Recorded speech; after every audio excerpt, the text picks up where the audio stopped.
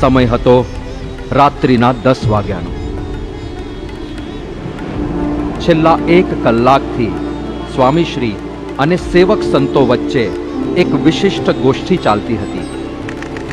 સ્વામીશ્રીના સંકલ્પે સત્સંગ દીક્ષા ગ્રંથના 315 શ્લોકો મુખપાઠ કરનાર 15,000થી વધારે બાળકોના પુરુષાર્થને ગોષ્ઠીના અંતે સ્વામીશ્રી શયન માટે ઉઠ્યા અને બાથરૂમમાં પધાર્યા.